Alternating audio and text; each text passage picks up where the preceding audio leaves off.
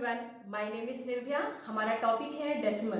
तो डेसिमल्स में आज हम डिवीजन करना सीखेंगे। ठीक है, decimal division of a decimal by another, कोई नंबर हो या डेसिमल ही इटसेल्फ हो, तो हम उसको डिवाइड कैसे करेंगे ये हम जानेंगे। ठीक है, तो जैसे हम एक सबसे पहले क्वेश्चन मैंने लिया कि यहाँ पे है, मान लो यहाँ पे मेरा नंबर क्या दिख रहा है 62.5 डिवाइडेड बाय 25। तो अब मुझे मैंने फ्रैक्शन में भी सीखा है, या मैं इसे, मेरे पास दो तरीके हैं, या मैं यहाँ पे क्या करती हूँ 62.5। अब मैंने इसको फ्रैक्शन में भी चेंज किया हुआ है, करना जानते हैं हम लोग। क्या करते हैं, यहाँ पे इस डेसिमल की जगह पे यहाँ पे 1 नीचे एक आ जाता है, होता ही है सभी जगह पे, क्योंकि अगर कोई भी नंबर लिखा है तो उसके नीचे 1 तो मेरा है ही है। ये हमने फ्रैक्शन में बहुत अच्छे से समझा हुआ है। तो यानी 1 तो यहाँ है, और मुझे क्या करना है, डेसिमल के बाद जितने भी नंबर्स लिखे हैं यहाँ पे वो 0 लगा देना है। तो ये मेरा फ्रैक्शन फॉर्म में चेंज हो गया, राइट।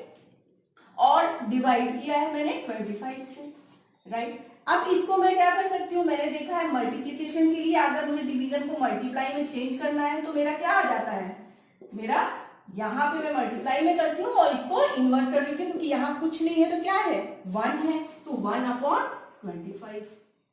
अब अगर आपको 25 की टेबल याद है तो आप सीधा भी कैंसिल कर सकते हो, और नहीं याद है तो आप 5 से भी कर सकते हो। तो मैं यहाँ पे 5 1 और नहीं, मैं 5 से कैंसिल करती हूँ। ठीक है, आप समझ, 5 5 25, अगेन यहाँ 5 1 5, 5 2 10 एंड 5 5 25। अगेन मेरा देख रही हूँ, मेरा 5 से कैंसिल हो रहा है, तो 5 1 5 2 एंड 5 5 25।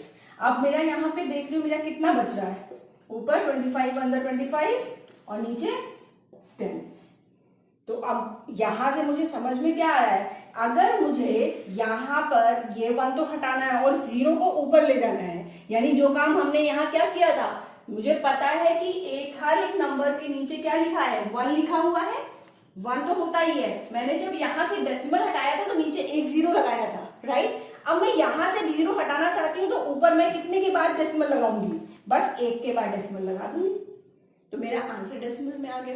अब अगर यही चीज मैं डायरेक्ट डिवीजन से करना चाहूँ तो भी क्या हो सकता है, करके देख लेते हैं। अब जैसे 25 मैंने यहाँ लिखा और 62.5, ठीक है। मैं 25 की टेबल अगर मुझे याद है तो आराम से 25 2 50 आ गया, मेरा कितना आया 2 and 1।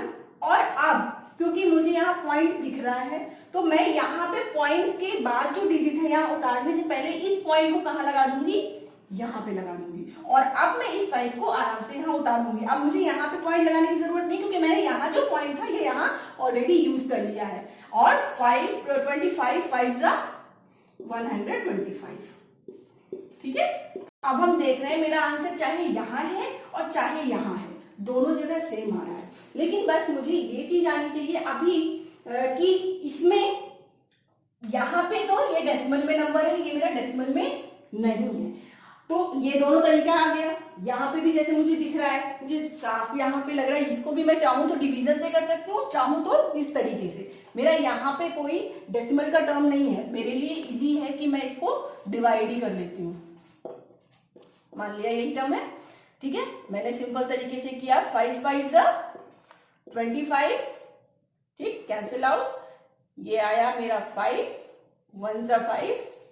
अब क्योंकि डेसिमल है तो मैं पहले इस डेसिमल को कहीं तो लगाऊंगी, मैं यहां ना लगा के मैं डेसिमल को यहां मैंने लगा दिया और 7 ले लिया, फिर 5 1 5 2 एंड क्योंकि मैं डेसिमल ले जा चुकी हूँ तो मुझे बार बार डेसिमल लगाने की जरूरत नहीं है, 1 टाइम में ये डेसिमल जा चुका है। अब मैंने सिंपल ये 5 यहाँ पे ले लिया, 5 5 25।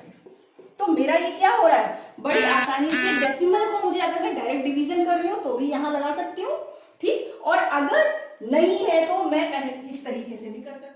हमारा जैसे ये क्वेश्चन है, यहाँ पर एक डेसिमल नंबर है, उसको दूसरे डेसिमल नंबर से ही डिवाइड किया गया है, राइट। तो मुझे यहाँ पे बेसिकली सबसे पहले तो क्या करना है, डेसिमल्स को नीचे से हटाना है, क्योंकि हमें टेबल जो हमें याद है वो हमारे राउंड फिगर में ही याद है हमें, है ना, हमें डेसिमल्स में तो याद नहीं, तो मुझे करना पड़ेगा जो काम हमने पहले किया था। मुझे सबसे पहले क्या करना है कि ये जो टर्म लिखा हुआ है, यहां से मैंने अभी आपको बताया कि यहाँ नीचे कुछ नहीं तो एक नंबर 1 तो लिखा हुआ हर जगह है। अब अगर मैं यहाँ से इस जीरो को पॉइंट को हटा रही हूँ तो इसके बाद डिजिट कितनी लिखी हुई है मेरी, 2 लिखी हुई है। तो सिंपल तरीके से मुझे यहाँ पे 2 लगा देना है, ऊपर से मेरा क्या हो जा रहा है, डेसिमल गायब हो जा रहा है। अब यहाँ पे भी मेरी बात वही आई, 1 तो होता ही होता है, हमने फ्रैक्शन में बहुत अच्छे से समझा है। अब यहाँ पे मेरी कितने डिजिट है, 1 है, तो मैं यहाँ पर 1 0 लगाऊंगी। ठीक, मुझे यही समझना है। और इसी में हम कंफ्यूज होते हैं कि हम कब डेसिमल जीरो नीचे लगा रहे हैं, कब ऊपर डेसिमल को कहाँ शिफ्ट कर रहे हैं। ये अगर हम क्वेश्चंस को बहुत ध्यान से कर लेंगे तो बहुत आसानी से हमें याद भी रह जाएगा। अब यहाँ पे हमारा तरीका वही होना चाहिए जो हमने फ्रैक्शन में सीखा है। यहाँ भी मेरा फ्रैक्शन है, यहाँ भी मेरा फ्रैक्शन है, मुझे मल्टीप्लाई करना है तो क्या करना पड़ेगा, इसको मल्टीप्लीकेशन में मैंने चेंज किया तो क्या कर दूंगी, इसको इनवर्स कर दूंगी, यानी 10 ऊपर चला जाएगा और 25 मेरा नीचे आ जाएगा।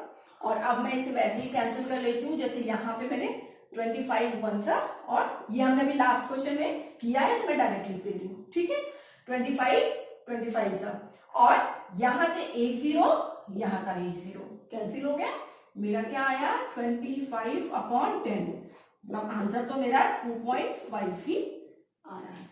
राइट, अब यहाँ पे चेंज हो सकता है कि कई बार अगर डेसिमल की वैल्यू कहाँ पे जा रही है, मुझे इससे मतलब रखना है, पहले डेसिमल को सेट कर देना है, डेसिमल्स को हटा दिया मैंने, उसके बाद सिंपल तरीके से कर लिया। यहाँ ये ध्यान रखना है कि हमने डेसिमल, क्योंकि अब नीचे मेरा 0 है, राइट, और 0 को हटाना है तो मुझे ऊपर डेसिमल लगाना पड़ेगा कहीं, मुझे यही समझना है। जैसे मैं ये क्वेश्चन ले रही हूँ, मेरा यहाँ पे क्या है 0, अब यहाँ पे भी मैं अगर देखूं तो कुछ नहीं लगा हुआ है, तो मैं इस डेसिमल को अगर हटाऊंगी तो नीचे कितने 0 लगेंगे, 2 0 लगेंगे, क्योंकि ऊपर क्या है 2 डिजिट्स थी डेसिमल के बाद। अब मेरा यहाँ पे नंबर कितना आया 78/100, और यहाँ कुछ नहीं है तो यहाँ 1 तो है, मैं इसको भी अब मल्टीप्लाई में चेंज कर रही हूँ तो मेरा इनवर्स हो जाएगा।